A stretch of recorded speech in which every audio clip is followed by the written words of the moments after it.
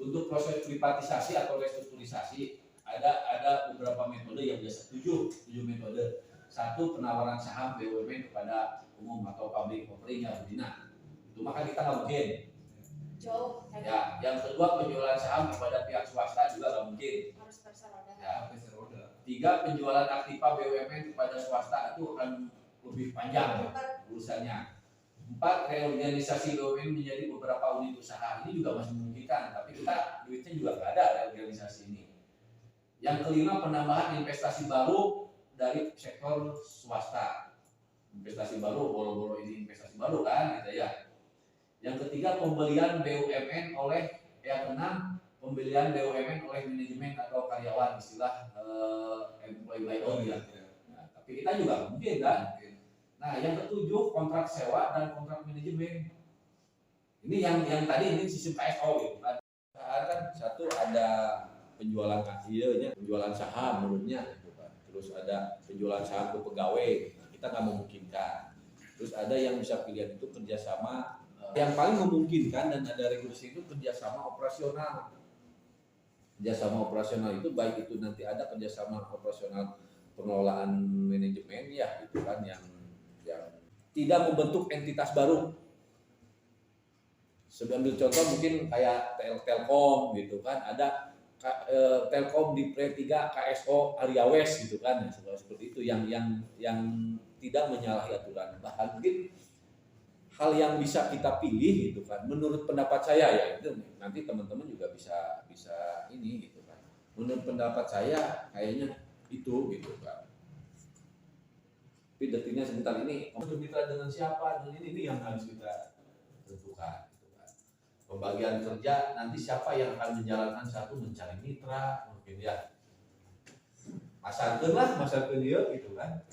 Nah setelah pembagian kerja nanti kan di RPPA itu ada apa aja paket-paket usahanya, itu yang harus kita bahas. Itu sebenarnya nggak usah dibahas lagi, tinggal nanti siapa yang ditugaskan untuk bikin satu prospektus, bikin dari brosur-brosur perjualan gitu kan, baik itu media offline atau online.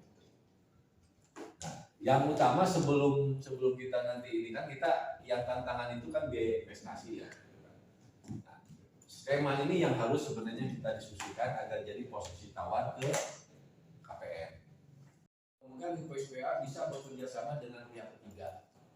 Itu sudah diatur gitu kan. Jadi legal semua, tidak menyalahi aturan kalau kita berobat kerjasama dengan pihak lain.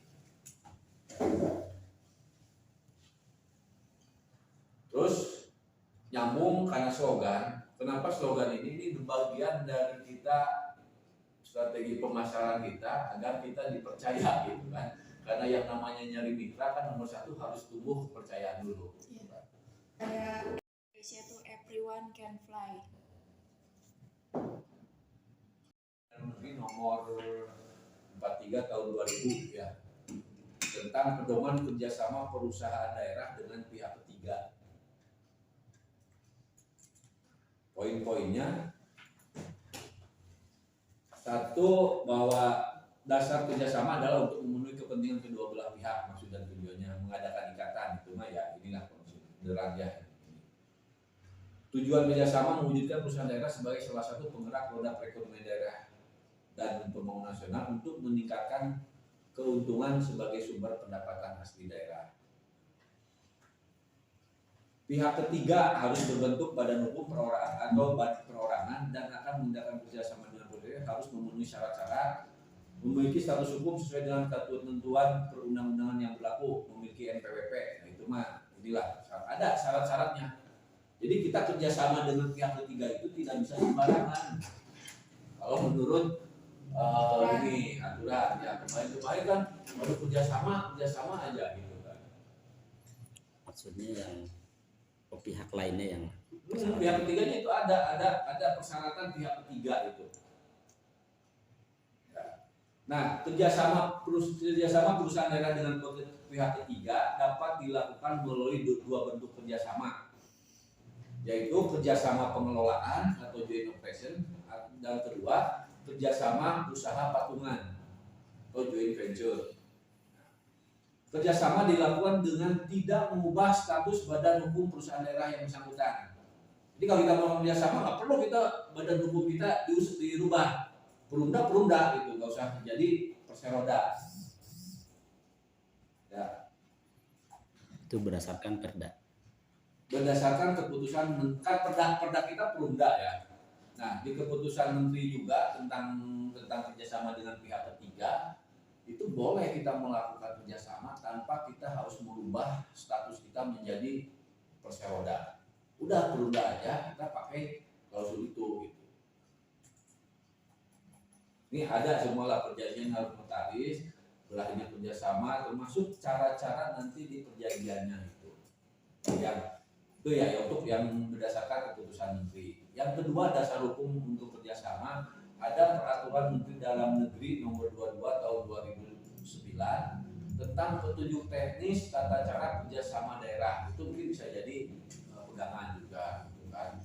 Salah satu kewenangan daerah ini bahwa badan usaha milik daerah juga kita bisa dilakukan bersama. Nah, kalau kita mengacu ke yang lain teman-teman, nanti ada di lebih teknisnya. Untuk teknisnya kalau kita mencontoh kalau BUMD kan tidak ada di ranahnya Kementerian BUMN ya. Tapi di BUMN juga ada peraturan Menteri Badan Usaha Milik Negara tentang pedoman kerjasama badan usaha milik negara. Kita bukan yang ngajunya ke Kemendagri, Pak. Kemendagri maksudnya. Nah, kenapa kita harus itu?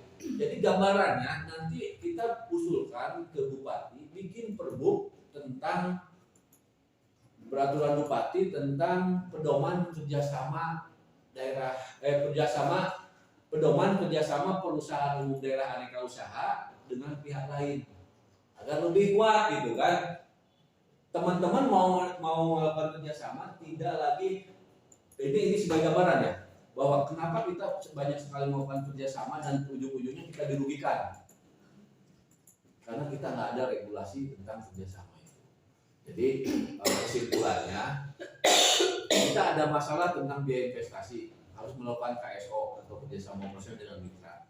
Nah agar ini kita jadi pegangan harus ada regulasi yang mengatur tentang pedoman kerjasama perusahaan daerah aneka usaha perunda ini dengan pihak lain. Perbu, kita langsung perbu aja, jangan lagi peraturan direksi. Biar lebih kuat Pak. Jadi siapa